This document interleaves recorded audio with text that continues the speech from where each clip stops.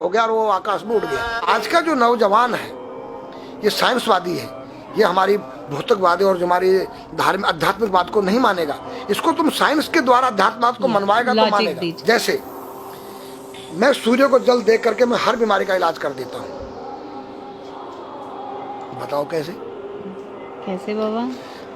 सूर्य उदय हो रहा है, ये जैसे सूर्य मान लो इसको जी, और मैं यहाँ खड़ा हूँ तो हम दोनों एक ही डिग्री पर हैं जी, सीधा। इसकी जो किरण आ रही है वो सीधी आएगी।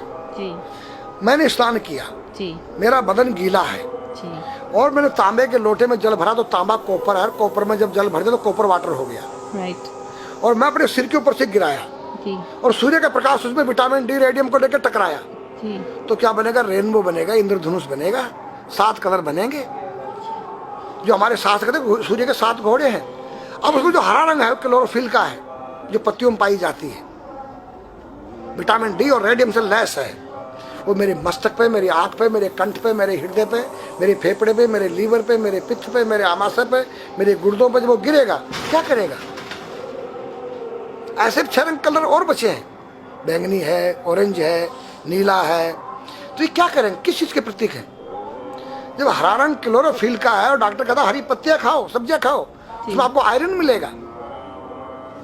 तो अब वो जो विटामिन डी से जो हरा रंग पैदा हुआ है सूर्य की किरण से कॉपर वाटर में, वो क्या करेगा? कोई वैज्ञानिक बताए तो सही मुझे। एक अमेरिका का चेला है, एक रूस का है, वो मेरे भक्त बने हुए हैं। हरिद्वार में क्या वो कोई जल दे रहा होगा सूर्य को, वो भी अपने ऐसे से फेंक रहा है, मैं बैठा देख रहा हूँ ये क्या कर रहा है। मैंने उसको बुलाया तो मैंने यही फार्मूला उसको समझाया। वो मेरा शिष्य बनेगा, बोला ओ ये तो साइंस। मस्तिष्क पर तिलक क्यों लगाते हो इस जगह पर? पहले लगता है पीला, फिर लगता है लाल, फिर लगता है सफेद। 3 कलर क्यों लगते हैं? काला क्यों नहीं लगता? चौराहे पे 3 बत्तियां हैं जी, देखा होगा जी। लाल क्यों है?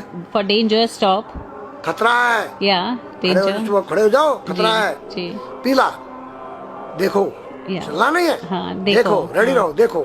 और सफेद चल, सफेद, सफेद तो उसमें, हाँ, चावल लगा रखे ना मैंने सफेद, हाँ, हाँ, वहाँ हरा है, वहाँ हरा है, रेडी टू गो, गो, हरा गो है। सफेद अगर युद्ध हो रहा है, गोलियां चल रही, सफेद झंडा लहरा दिया जाए, पीस, शांति का प्रतीक है। चावल ठंडा होता है और हमारी यहाँ पर सुषुम्ना नाम की नाड़ी है जी।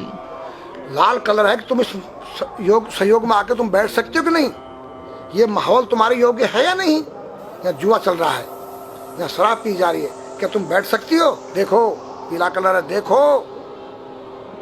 आना नहीं, जाना नहीं, देखो। ओ खतरा है या ठीक नहीं है, चलो। और सफेद शांति जी, क्या यहाँ शांति है, बैठ सकते हैं। तो ये हमारी जो है संस्कृति में एक वैज्ञानिक है। जब हम खाते हैं गैस बनती है, तो चावल जब पानी भीगे में ठंडा हो जाता है और हमारी सुषुम्ना नाड़ी पर जब लग गया है तो उस नाड़ी को ठंडा करने लग गया है। उस नाड़ी से कोई गर्म गैस को ऊपर चढ़ने नहीं देगा। और हमारे सिर ब्रह्मांड में, हमारे सिर के अंदर कोई ऐसी वायु गैस जाकर तुम्हारे सिर को परेशान नहीं कर सकता है। तो मेरे पास जितने हमारे शास्त्र पुराण ग्रंथ हैं ये साइंस है। मैं साइंस के द्वारा इन वैज्ञानिकों को समझा सकता हूँ और रगड़ा सकता हूँ। कहा जाता है कि नागा बाबा जो हैं वो कुंभ मेले के बाद विलुप्त हो जाते हैं, ऐसा कुछ है क्या? ऐसा नहीं है। जैसे हम गंगोत्री धाम हिमालय में रहते हैं जी, वहाँ मुझे हिमालय पसंद आया जी। क्यों? कि तुम गर्मी से बचने के लिए तुम्हारे रूम में एसी लगी है जी, ठंडा पानी पीने के लिए तुम्हारे पास कृत्रिम जो है फ्रिज लगा है जी, हवा लेने के लिए तुम्हारे को पंखे या कूलर जो है कृत्रिम लगे हैं। लेकिन भोलेनाथ बाबा ने मेरे लिए नेचुरल एसी लगा रखी है और नेचुरल फ्रिज लगाया है, नेचुरल पंखे लगे हैं। तो मैंने सब कुछ त्याग दिया। छाती में तो मैं कुछ लेके नहीं जा सकता हूँ, चाहे मेरे पास अरबों खरबों रुपया हो जी, खाऊंगा मैं उतना ही जितनी मेरी पेट के अंदर भूख है। पढ़ना लिखना ये तो सहज चातुरी, काम धैन मन बस करन गगन चढ़न मुश्किल। काम धैन मतलब अपने वीर्य को कंट्रोल करना, अपने मन को कंट्रोल करना और अपने प्राण को ब्रह्मांड में यहाँ ले जाना। ये खोपड़ी क्या है? ब्रह्मांड है, उसको कहते हैं समाधि। सारे शरीर के प्राणों इकट्ठा करके इस ब्रह्मांड में मस्तिष्क में ले जाके बैठ जाना, जिसको ब्रह्मरंध्र कहते हैं, उस गुफा के अंदर। ये 3 वस्तु मुश्किल है, बाकी सब आसान है। अपरिग्रह मतलब उतना रखो जितना तुम्हें आवश्यकता है, अधिक मत रखो। अब तुम अष्टांग योग जो है पतंजलि लगा रहे हो और व्यापार बिजनेस चालू है, मेरी दूध को ले लो, टूथपेस्ट ले लो, अब मेरा आयुर्वेदिक अंडरवियर आ गया है। मैंने बोला वो कैसा है कि मैंने गंगा जल में जड़ी बूटे के रस में धागे भिगोए थे तब बनाया था। और मेरा दावा है कोई कितना योग कर ले कोई स्वस्थ नहीं रह सकता है, क्यों? खान पीन तुम्हारा केमिकल, वायु में तुम्हारा केमिकल, पानी में तुम्हारा केमिकल। अब जो तुम आरओ का पानी नहीं पी रहे हो उसके पानी के गुण ही नष्ट हो गए सब। उत्तर को सिर करके सोना क्यों मना किया है साइंस ने? हमारे शास्त्र मना करते हैं। हम उत्तर को सिर करके सोएंगे, दक्षिण को पैर करके। हम जब उठेंगे तो हमारी दृष्टि कहाँ? दक्षिण की तरफ जाती है। दक्षिण में यम का वास होता है। और जब दक्षिण को सिर करके सोएंगे तो हमारा मुंह उत्तर को जाएगा। उत्तर हिमालय है, भगवान शिव का कैलाश है। साइंस कहता है कि पृथ्वी के उत्तर ध्रुव दक्षिण ध्रुव है। पृथ्वी कैसी है पता है? तेरा सिर, सेम तेरा चेहरा 23.5 डिग्री के अंश पर है।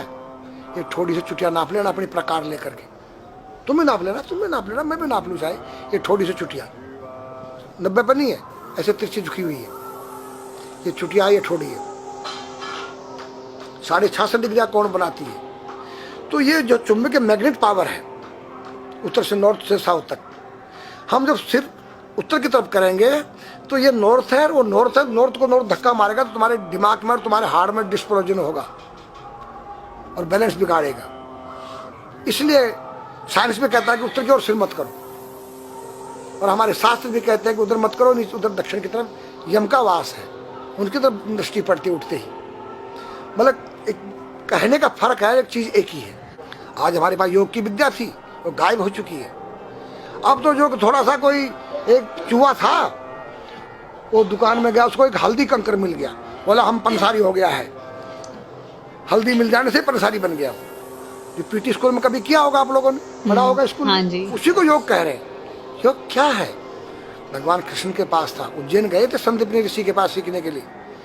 एक ही समय में 16,808 रावणों के साथ बात कर रहे हैं, अलग अलग रूप में। योग से अनेक रूप बन सकते हैं। योग हनुमान जी के पास था। जब लंका में घुसे हैं तो मच्छर का रूप बनाया उन्होंने, मत्स्य के समान रूप धर कपि, मच्छर के समान। जब सीता के पास गए छोटे से बनकर, तो पूछा क्या तेरे जैसे ही है सब? कि हाँ। फिर तो श्रीलंका पे विजय पाना असंभव है। तो हनुमान ने पहाड़ का जैसा रूप दिखाया, हिमालय जैसा। सर्जविन करना, अपने प्राण को निकाल के मुर्दे में डाल देना, उसको प्रकाया प्रवेश कहते हैं, जो आज है ही नहीं, लुप्त हो गई। जो जानता है किसी को बताता नहीं।